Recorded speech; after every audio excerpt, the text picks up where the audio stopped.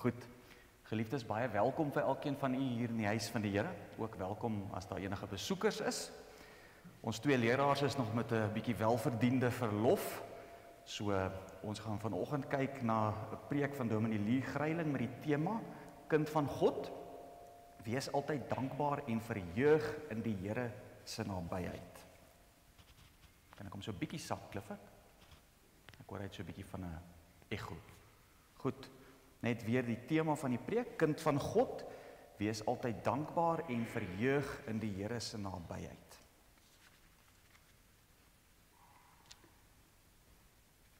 Geliefdes, die Here is hier teenwoordig. Kom ons word stil voor hom.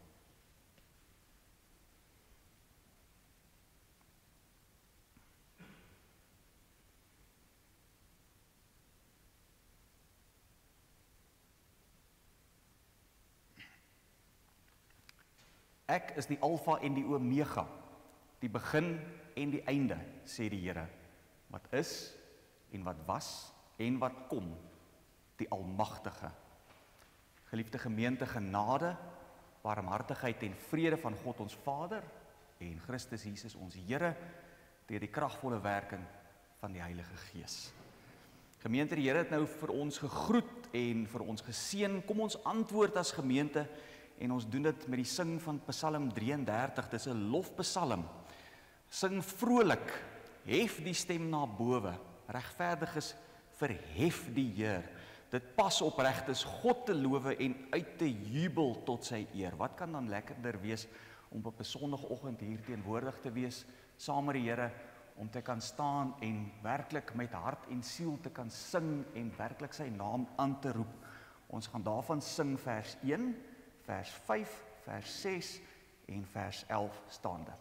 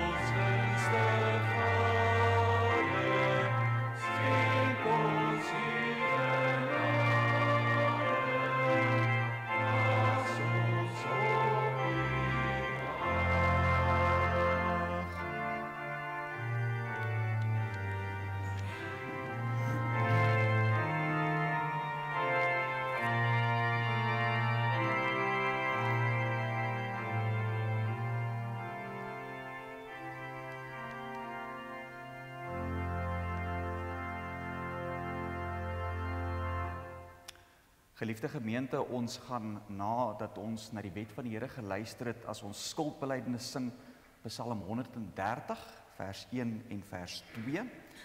So na aflees van die wet, die skuldbelydenis Psalm 130, vers 1 en 2.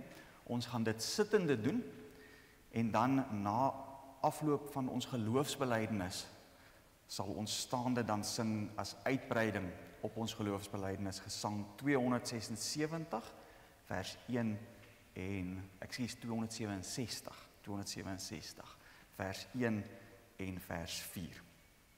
So na die wet van die Here, as ons skuldbelydenis, Psalm 130, vers 1 en 2, na die geloofsbelydenis Gesang 267, vers 1 en vers 4. Nou geliefde gemeente, waarom luister ons op 'n Sondagoggend na die wet van die Here in die erediens? Is dit bloot iets wat tradisie is? Is dit maar iets wat ons uit gewoonte uit doen? Nee, stellig nie. U weet, die erediens volg 'n liturgiese volgorde. Dit is 'n ontmoeting met God, waarin hy praat en ons antwoord.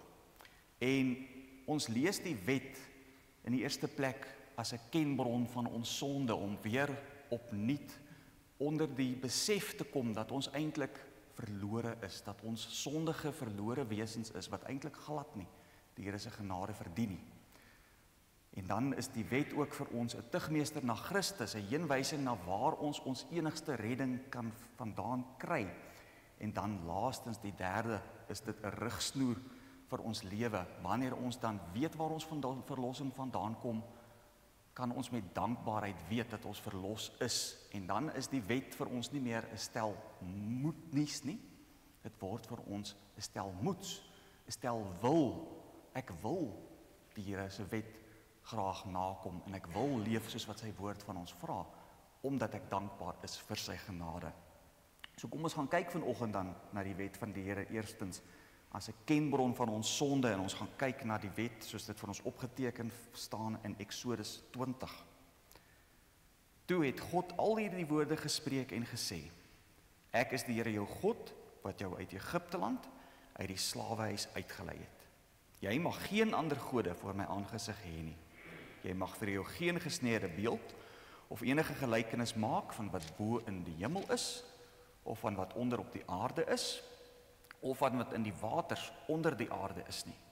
Jy mag jou voor hulle nie neerbuig en hulle nie dien nie, want ek, die Here jou God, is 'n jaloerse God, wat die misdaad van die vaders besoek aan die kinders, aan die derde en aan die vierde geslag van die wat my haat.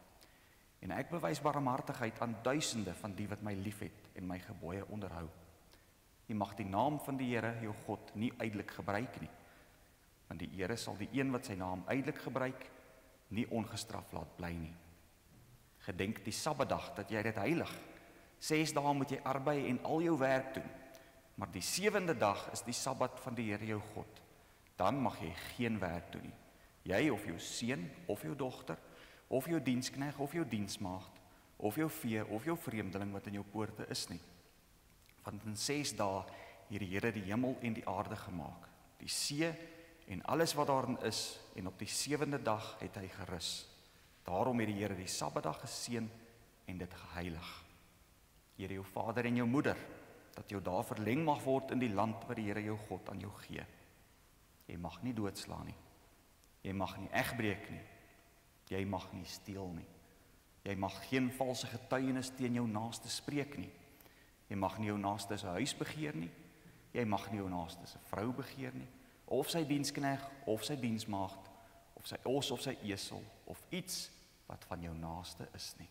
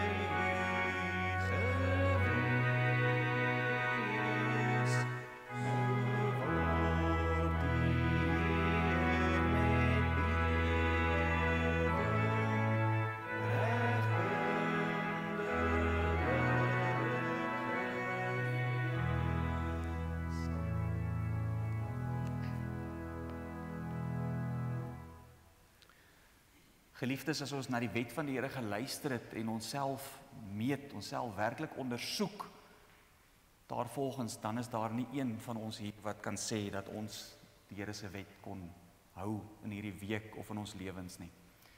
En ons weet ook dat as ons selfs net een van die gebooie nie onderhou nie, dan breek ons God se hele wet.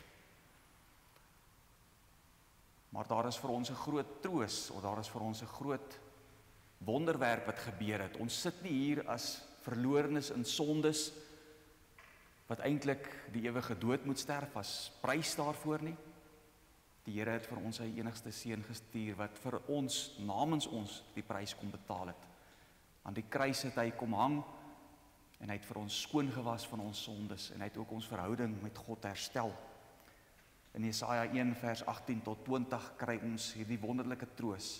Kom nou en laat ons die saak uitmaak, sê die Here. Al was julle sonde soos skarlaken, dit sal wit word soos sneeu. Al was dit rooi soos purper, dit sal word soos wol. As julle gewillig is en luister, sal julle die goeie van die land eet. Maar dan ook 'n vermaaning, geliefdes. Maar as julle weier en wederstrewig is, sal julle deur die swaard geëet word, want die mond van die Here het dit gespreek. Geliefdes, so ons kan werklik vanoggend hier sit en bely dat ons gered is deur die bloed van Jesus Christus aan die kruis. En daarom kan ons met dankbaarheid vir die Here loof en prys vir daardie groot genade. Kom ons staan nou as gemeente en as deel van ons dankbaarheid en as deel van ons dankbaarheidslewe bely ons geloof in die enige God wat in die eerste plek vir ons geskape het, maar wat ook vir ons verlossing bewerk het. Kom ons doen dit met die 12 artikels. U kan staan en dit saam met my in die hart spreek. En daarna sing ons dan staande, sonder dat ek dit weer aankondig, Gesang 267, vers 1 en vers 4. Kom ons staan vir die geloofsbelijdenis.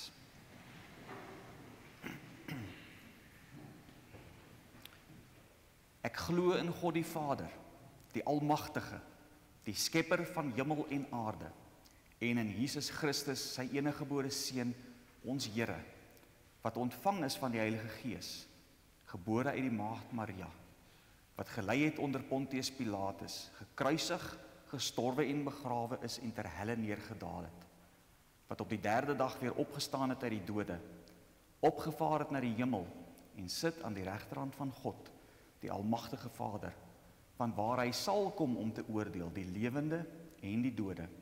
Ek glo in die Heilige Gees. Ek glo aan 'n heilige, algemene Christelike kerk, die gemeenskap van die heiliges, die vergifnis van sondes, die wederopstanding van die vlees en 'n ewige lewe. Amen.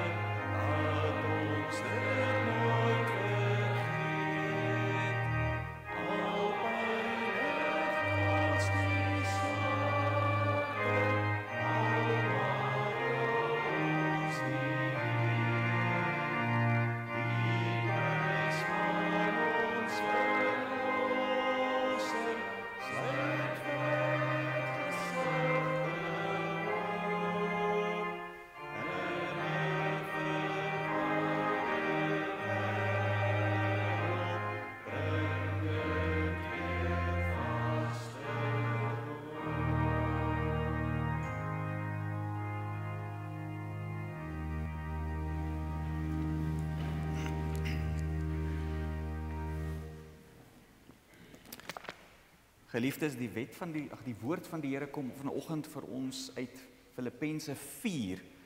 Ons gaan Filippense 4 saam lees en daarvan vers 2 tot vers 9. Filippense 4 van vers 2 tot vers 9.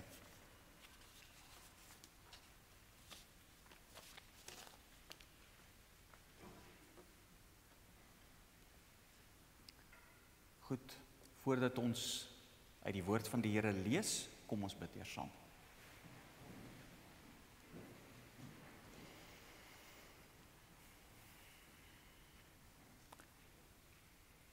Drie-enige God, Hemelse Vader, ons loof en ons prys vanoggend U groot en U heilige naam. Here, U wat die skepper is van hemel en aarde, U wat alles gemaak het. Here, hoe wonderlik is U grote naam oor die hele aarde, oor die hele skepping. Hemelse Vader, wat 'n wonderlike voorreg is dit om vanoggend hier in die huis te kan vergader, om weer onder die geklank van U woord te kom.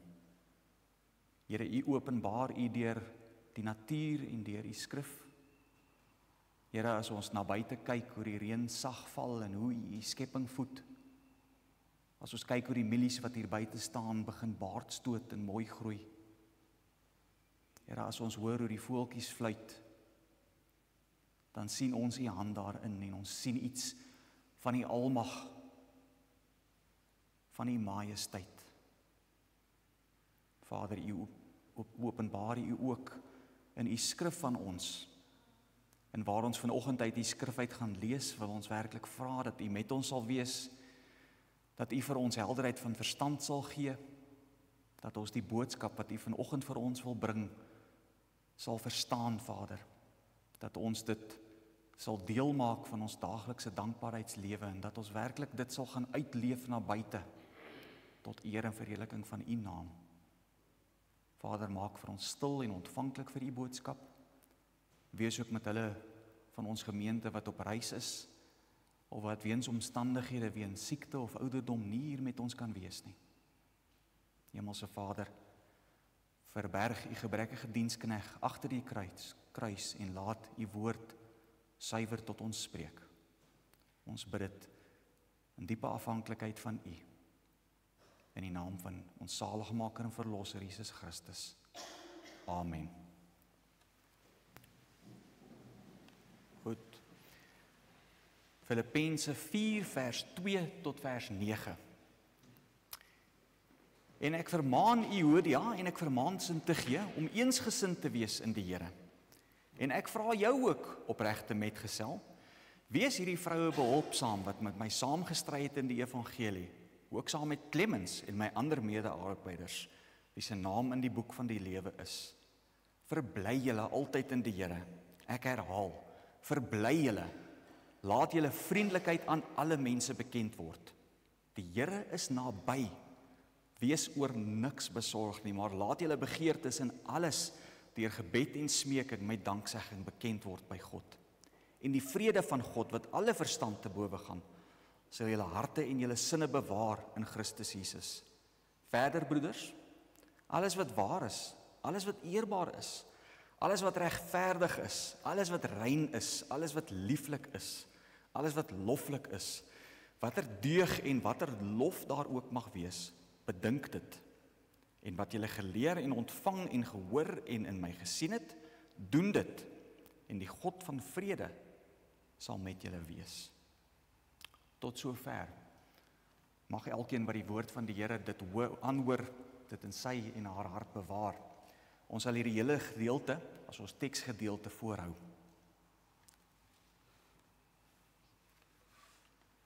Nou, geliefde broers en susters in ons Here Jesus Christus, ek het 'n vraag wat ek graag vir u wil vra vanoggend. Hoe lyk u dankbaarheidslewe vanoggend? Hoe lyk ons elkeen se dankbaarheidslewe? Sou u sê dat u lewe getuig van blydskap, van vreugde, van vrede en van dankbaarheid? Is daar iets werklik in u lewe vanoggend waaroor u kan sê dat u opgewonde is, dat u werklik bly en dankbaar voor kan wees?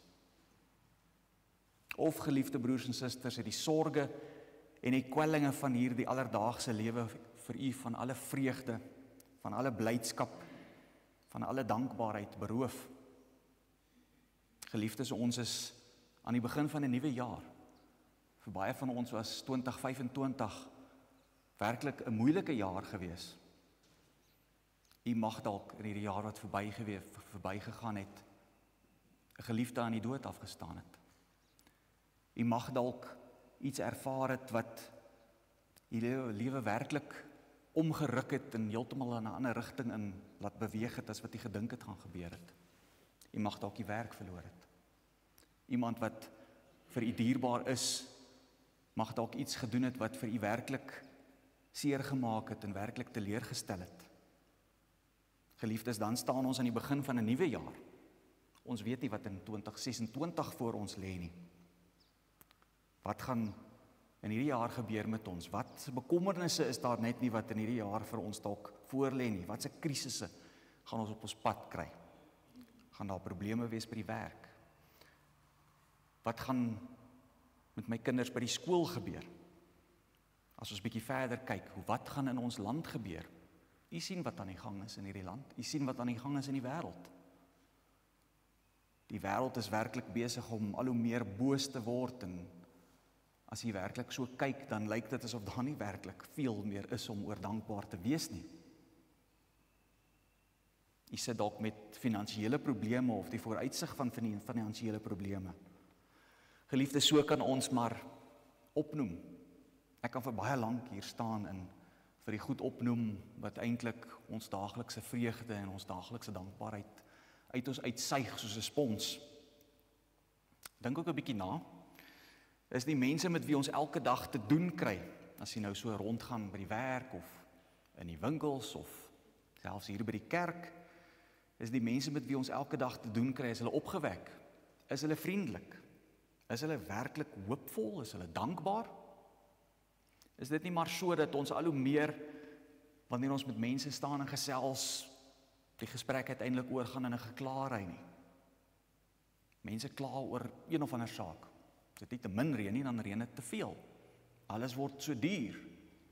Ons kla oor die regering. Ons kla oor die paaie wat vol gate is. Ons kla oor die geringste ou dingetjie. En ons kyk om ons heen, soos al hierdie goed wat ek nou vir u genoem het, die ekonomie, die politieke klimaat, die misdaad in ons land, bietjie op 'n meer persoonlike vlak. Ons word nie jonger nie, ons word so bietjie ouer, so bietjie gryser, so bietjie dower, so bietjie blinder. So, wanneer ons onsself in 'n gesprek met iemand bevind, dan gebeur dit tog maar soveel kere, dat hierdie dinge uiteindelik die gesprek oorheers, en dat dit die een ding is wat op ons lippe is, meer gekla, as enigstens 'n getuienis van dankbaarheid, of van vreugde, of van blydskap. Op die oog af lyk almal van ons miskien, of ten minste die meeste van ons gelukkig, almal, of ten minste die meeste van ons lyk opgeruimd, ons lyk vriendelik, ons lyk hoopvol, ons lyk selfs dankbaar. Maar is dit nie so baie ander dinge in die lewe, maar eintlik net 'n masker wat ons op het nie? Ek sit my masker op, sodat die mense om my in die wêreld nie kan sien hoe die sorge van die lewe besig is om die vreugde en die dankbaarheid uit my uit te suig nie. Nou vra ons die vraag, wat is dankbaarheid? Wat beteken dit? Wat beteken dankbaarheid? Nou daar is al gesê dat dankbaarheid die moeder van alle deugde is. En die Here leer ons hier in Filippense 4 vers 6 dat dankbaarheid 'n baie belangrike rol, trouens geliefdes, 'n sentrale rol in 'n Christen se lewe behoort te hê. Die oproep tot dankbaarheid vorm deel van die vers, as ons kyk daar na vers 6, wat vir ons iets oor die wonder van geloof en gebed beskryf. En hoe treffend is dit? Hoor mooi wat sê die vers vir ons daar. Wees oor niks besorg nie, maar laat julle begeertes in alles deur gebed en smeking met danksegging bekend word by God. Hoor jy hoe wonderlik is hierdie woorde? Begeertes deur gebed en smeking met danksegging bekend by God. Dis eintlik 'n wonderlike troostboodskap, nie waar nie? In hierdie wêreld wat so gevul is met leed, met onsekerheid, met ons daaglikse sorge en probleme, in 'n wêreld wat gevul is met angs en met vrees en benoudheid, met hartseer, met droefheid, negativiteit, depressie, noem maar op, ons kan lank hier so staan. Word gelowiges opgeroep in hierdie vers om met al hierdie dinge, al hierdie kwellinge, na die Here te kom en dit voor hom neer te lê. Die klem egter val op die danksegging hierson. Dit moet in die gesindheid van dankbaarheid gedoen word. Al ons gebede, trouwens ook ons hele lewe, moet gedra word deur die lewenshouding van dankbaarheid. Kom ons vat net so 'n stappie terug. Die gedeelte begin in vers 4 met 'n oproep tot vreugde. Verbly julle altyd in die Here, ek herhaal, verbly julle. Nou, dit is interessant as ons gaan kyk na die oorspronklike Grieks waarin hierdie gedeelte geskryf is, en ons gaan doen die eksegese, dan sal ons sien dat die woordjies vreugde en dankbaarheid eintlik in Grieks dieselfde stam het. Albei van hulle kom uit dieselfde woord, of is 'n verbuiging daarvan. Nou in die lewe van 'n Christen is dit dan inderdaad ook so dat hierdie twee terme vreugde en dankbaarheid baie na aan mekaar lê. Die betekenis hiervan is dat die standhoudende vreugde wat hier ter sprake is, bou op 'n breër lewensgevoel van dankbaarheid. Dus, as die dankbaarheid nie daar is nie, dan gaan 'n mens eintlik werklik sukkel om die vreugde in 'n mens se lewe in stand te hou, nie waar nie. As die dankbaarheid nie daar is nie, dan gaan ons sukkel om die vreugde in stand te hou. Dit is 'n plantjie wat nie sonder water en sonder groontjies wat hy kan groei kan groei nie, nee, hy sal vrek. Nou hierdie vreugde staan dan ook in 'n noue verband met die vriendelikheid teenoor alle mense. Dit is belangrik om daarom te let dat hierdie vreugde in die eerste plek gewortel is in die Here. Verbly julle altyd in die Here, is wat die teksgedeelte vir ons sê, né? Die vriendelikheid teenoor ander mense is dus 'n horisontale effek van 'n vertikaal gewortelde vreugde. Dis 'n horisontale effek na die mense om u toe as gevolg van die vertikaal gewortelde vreugde, die vreugde gewortel in God. En dus word die vriendelikheid gedra deur dankbaarheid. Ons kan ook saam met die vriendelikheid die woordjie insit inskikkelikheid. Wat beteken bereid om by ander aan te pas, bereid om toe te gee, kan ook vervang word by die woordjie nog 'n sinoniem, bedagsaamheid. Nou kom ons vra die vraag, is die gebrek aan dankbaarheid in ons samelewing, in hierdie ou wêreld waarin ons leef, nie dalk die oorsaak van al hierdie moedeloosheid en negativiteit, onvrede, ontevredenheid, onsekerheid, kwellinge en sorge nie? Volgens dit wat die Here ons hier in Filippense 4 leer, is dit inderdaad so. Die gebrek aan dankbaarheid word veroorsaak deur die feit dat 'n mens so maklik vergeet van die Here se nabyheid in jou lewe. Dit veroorsaak dat 'n mens nie die vreugde van hierdie waarheid kan beleef nie, en waar hierdie vreugde dan ontbreek blydskap in alle omstandighede en ook dan vriendelikheid teenoor ander mense. So geliefdes, laat ons meer dankbaar wees en dankbaar leef. As ons mooi dink, dan is daar tog so baie waaroor ons eintlik dankbaar moet en kan wees. As jy werklik bietjie mooi gaan dink aan die klein dingetjies, die feit dat ons vanoggend opgestaan het, die feit dat die Here vir ons nog 'n dag geskenk het, is dit nie al genoeg rede om dankbaar te wees nie? Is dit nie genoeg rede tot groot vreugde nie? Die vraag is egter nou net dit: hoe kan 'n mens regtig dankbaar wees, werklik dankbaar wees en dankbaar leef in 'n wêreld wat so gevul is met al die dinge wat dit uit ons uitsuig soos 'n spons, gevul met onsekerheid, gevul met soveel negativiteit, gevul met soveel moedeloosheid? Waar kom hierdie dankbaarheid dan nou vandaan, waaruit die vreugde en die vriendelikheid, ons kan ook sê welwillendheid en inskikkelikheid, veronderstel is om uit te groei? Hierdie dankbaarheid is gewortel in hierdie versekering. Die Here is naby. Dit is die evangelie, geliefdes. Dit is die blye boodskap. Ons kan werklik elke dag, elke oomblik van ons lewe vertroos lewe met dankbaarheid in ons harte. Hoekom? Omdat ons die versekering het dat die Here altyd naby aan ons is, ongeag ons omstandighede, ongeag enige sorge, ongeag die bedreigings wat dalk oor die pad mag kom. Hoe weet ons dit? Net 'n staaltjie. Ek vra altyd vir die graad 8 verbondsonderrig klas vir wie ek verbondsonderrig gee, wanneer ons 'n moeilike konsep behandel, en ek vir hulle vra, hoe weet julle dit? Dan sê hulle altyd, dit staan in die Bybel. Dit is 'n veilige antwoord, maar dit is ook die regte antwoord. Dit staan so vir ons opgeteken hier in God se evangelie. En hierdie is nie net enige boek nie, dit is die Here se woord. Dit is wat hy vir ons gegee het. Dit staan hier, en dit wat hier staan, kan ons vasglo en ons kan daarin vashou. Sien nie dit, geliefdes? Die versekering dat die Here altyd naby ons is, vorm die basis, en dit is ook 'n uitnodiging wat in vers 6 en vers 7 dan aan ons gerig word. Die uitnodiging tot gebed en smeking. Dis omdat ons weet dat die Here altyd naby is, dat ons met ons kwellinge en met ons sorge en met ons probleme na hom kan gaan. En dat ons verseker kan weet dat die besorgdheid sal plek maak vir die vrede wat net God aan ons kan gee. 'n Vrede wat geen mens ooit volkome sal kan verstaan of kan beskryf nie.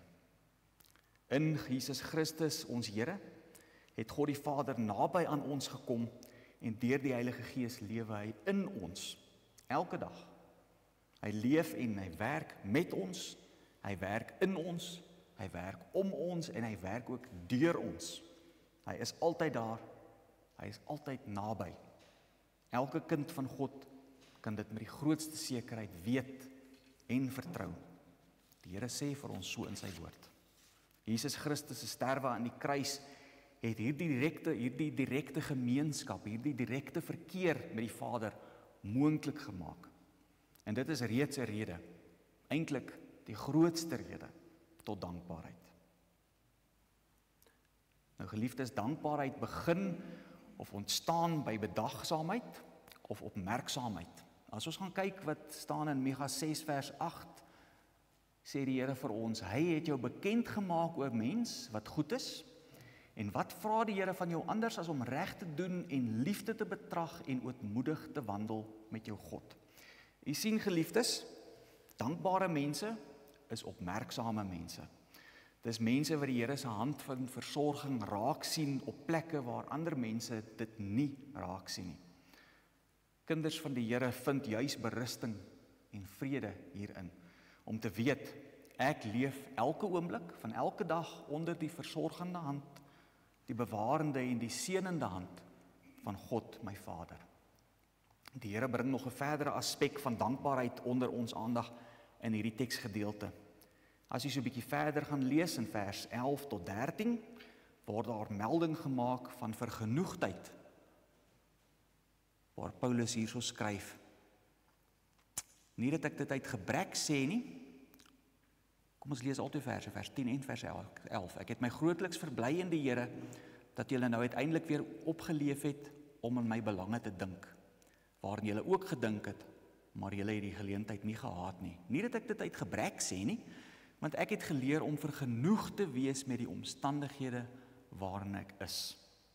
Nou, vergenoegdheid het te doen met 'n diep gewortelde vertroue dat die Here, die Almagtige, ons Vader, die beste weet wat vir ons goed is, en dat hy ook die beste weet wat nie vir ons goed is nie.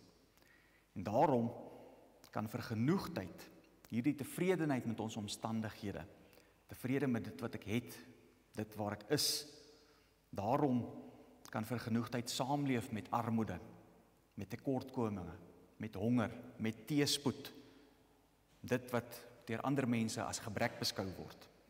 'n Vergenoegde mens wat 'n kind van die Here is, glo dat God die beste weet en dat God dus volkome sorg soos en wanneer dit sy wil is. Dit is nie dalk altyd soos wat ons dit sou wou gehad het nie, Hoeveel kere bid ons maar nie dat iets moet gebeur en dan gebeur dit nie met ons nie. Maar wel soos wat die Here weet wat nodig is en wat vir ons tot ons voordeel sal strek.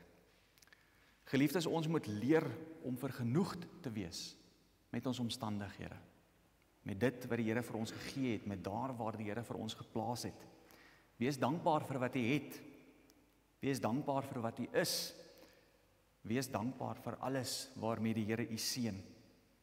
Om bekommerd te raak oor allerlei dinge is eintlik 'n bewys van wantroue en 'n gebrek aan dankbaarheid. 'n Gebrek aan die vreugde van die Here se nabyheid in ons lewens. As ons gaan kyk na Sondag 10, vraag en antwoord 28 van die Heidelbergse Katekismus, waar gepraat word oor God se voorsienigheid, dan word dit eintlik vir ons so mooi gestel, dat ons in alle teëspoed geduldig, in voorspoed dankbaar kan wees, en in alles wat nog oor ons kan kom, 'n vaste vertroue kan stel op ons getroue God en Vader, dat geen skepsel ons van sy liefde sal skei nie, aangesien alle skepsele so in sy hand is, dat hulle teen sy wil hulle nie kan roer of beweeg nie. Geliefdes, hoor jy dit? Geen skepsel kan teen God se wil hulle roer of beweeg nie. Selfs nie eers die duiwel, selfs nie eers die ou listige Satan kan enigiets doen sonder dat God dit nie toelaat nie. Met 'n wonderlike troos, nê? Dat niks wat in hierdie lewe met ons gebeur nie binne God se wil of binne sy toelaatbare wil is nie. Nou geliefdes, dankbaarheid is nie sommer net iets wat daar is nie. Dit is nie sommer net iets wat spontaan in 'n mens se lewe 'n werklikheid word nie. Dit is beslis nie iets wat ons gaan koop op die winkelrak en dit aanmaak en drink en dan het ons dit nie. Nee geliefdes, dankbaarheid is 'n lewenswyse. Net soos wat ons as nuutgebore, heilige-gemaakte kinders van God elke dag opnuut met die heiligemakingsproses moet oorbegin en daarin met volhard, so is dankbaarheid ook iets waarin ons elke dag moet werk en waarin ons elke dag moet bly werk. Die Bybel leer vir ons dat ons kan en dat ons moet dankbaar wees en dat ons vergenoegd moet lewe, omdat God drie-enigse liefde, sy sorg en sy nabyheid 'n belofte is wat aan al sy kinders gemaak is. Hy beloof immers om vir ons alles te gee wat ons nodig het vir ons lewe. Dit mag soms meer wees, dit mag soms minder wees as wat ons dink nodig is, maar hy gee vir ons altyd genoeg. Daar is baie dinge om oor opgewonde te wees. Moenie toelaat dat die sorge van die lewe, die omstandighede van die wêreld waarin ons lewe, die daaglikse probleme, daai ellelange lys goed wat ons in die begin van hierdie preek opgenoem het en oor gedink het, moenie toelaat dat dit u beroof van die vreugde en die blydskap van die Here se nabyheid in u lewe nie. Geliefdes, as ons glo, regtig glo, opreg en met volle getroue glo, sal dat die Here naby aan ons is en dat hy volmaak en dat hy volkome vir ons sorg, dan sal ons onmiddellik begin om te verander en om beter mense te word. Meer ontspanne en vrolik, meer inskikkelik en tegemoetkomend teenoor mekaar en teenoor ander, meer vergenoegd met ons omstandighede, wat dit ook al mag wees, maar ook edeler, regverdiger, reiner en mooier mense in diens van die Here. Geliefde gemeente, mag die Here gee dat ons in 2026, maar ook in elke dag van ons lewe vorentoe, net meer en meer dankbaar sal wees. Dat ons dankbaar sal lewe en dat ons dus meer en meer die vreugde sal ervaar van die belofte dat die Here altyd naby ons is, van nou af tot in alle ewigheid. Amen. Kom ons bid saam.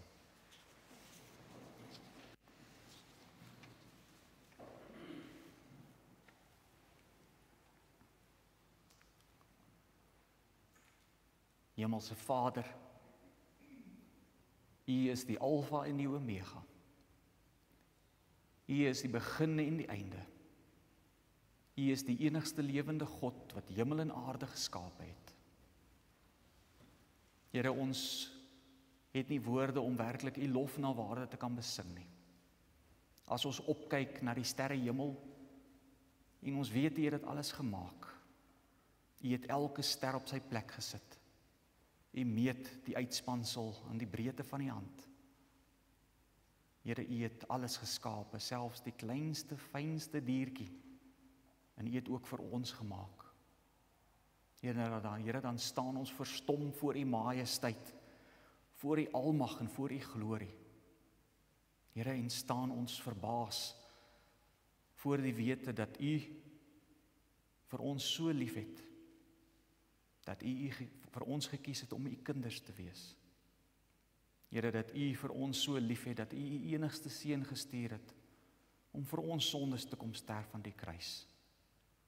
Hemelse Vader, dat ons hier vanoggend by mekaar kan wees en die wonderlike troos het, dat ons nie as sonde besmette, goddelose mense eendag die ewige dood gaan sterf nie.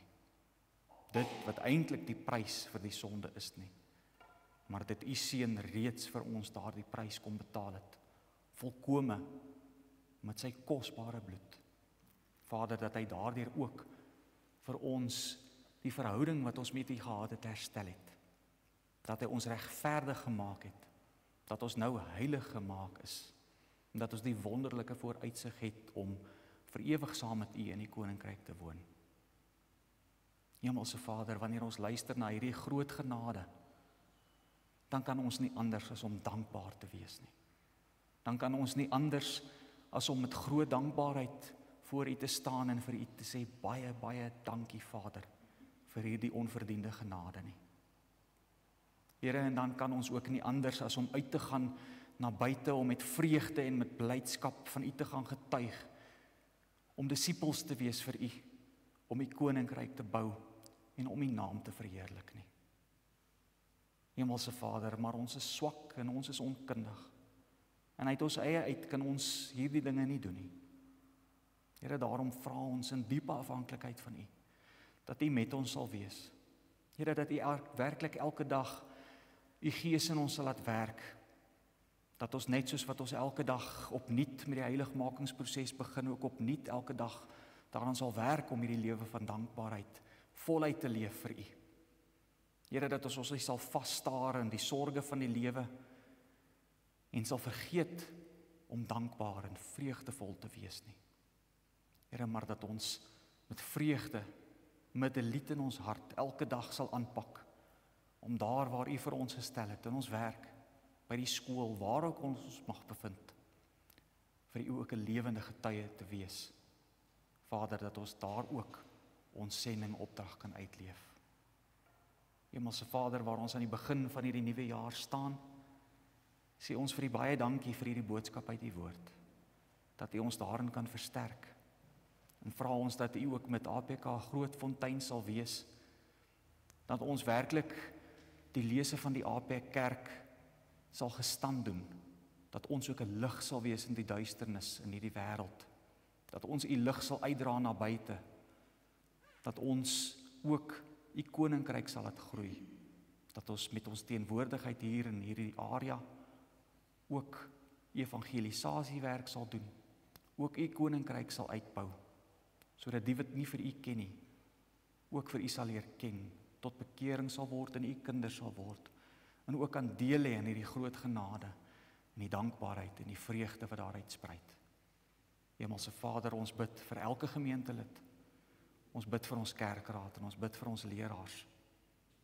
Here, wil U met elke een van ons wees en ook in hierdie jaar U nabyheid elke dag so tasbaar in ons maak. Vader, wees met ons dat ons nooit vergeet dat U naby is nie. Dat U in ons woon, dat U vir ons lei, dat U ons nooit verlaat nie. Vader, baie dankie dat ons dit kan bid en kan weet dat U ons nooit sal versaak nie. Here, U is die enigste almagtige God. U is onveranderlik van alle ewigheid tot alle ewigheid dieselfde. Here, U sal nooit 'n belofte wat U aan een van die kinders gemaak het, breek nie. Here, daarom kan ons met die vertroue hier staan en weet dat U altyd naby ons sal wees. dat U altyd met ons sal wees, en dat U altyd vir ons in die voorsienigheid sal skenk, dit wat ons nodig het, op die regte tyd, genoeg. Here, ons dankie vir daardie groot genade. Ons sê vir U baie, baie dankie, dat ons tot U kan bid, dat ons U naam mag aanroep, dat U vir ons lief is, dat U ons aangeneem het as U kinders, en dat ons daarom ook vir U Vader mag noem. Wat 'n wonderlike wete om te weet, die skepper van hemel en aarde, die enigste soewereine God, is ons hemelse Vader. Here, ons loof en prys U groot en heilige naam. Ons bid hierdie dinge, nie omdat ons dit verdien nie. Ons bid dit enkel en alleen uit genade. Vader, en ons bid dit in die naam van ons saligmaker, ons verlosser, ons hemelkoning Jesus Christus, wat aan die regterhand sit en oor U skepping regeer, en wat eendag weer sal kom, net soos wat hy weggegaan het om vir ons te kom haal. Ons bid dit in sy wonderlike naam. Amen.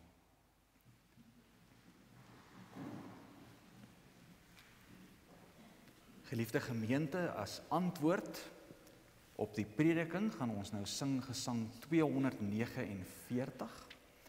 Gesang 249. Ons gaan daarvan sing al 4 die verse. Gesang 249, al 4 die verse. En ons sien as ons kyk daarna vers 2, na die eerste paar reëls van vers 2, hierdie pragtige woorde wat vir ons eintlik ook iets sê van God se voorsienigheid. Ek sien die veld, die bosse, die berge, vlaktes, ek hoor hoe fluister grasse, stroom en wind. O Heer, U sorg vir klein, vir groot, vir alles. En dan ook hierdie troos, U sorg dag na dag vir my, U kind. Wat 'n wonderlike troos, geliefdes. Kom ons sing dan in antwoord op die prediking, gesang 249, al 4 die verse staande.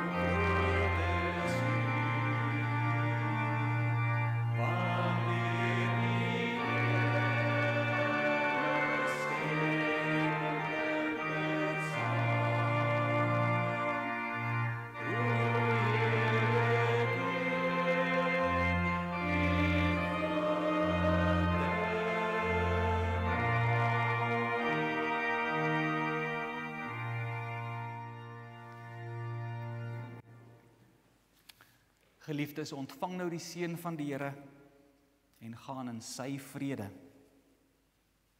Die genade van die Here Jesus Christus en die liefde van God en die gemeenskap van die Heilige Gees, sy met julle almal. Amen.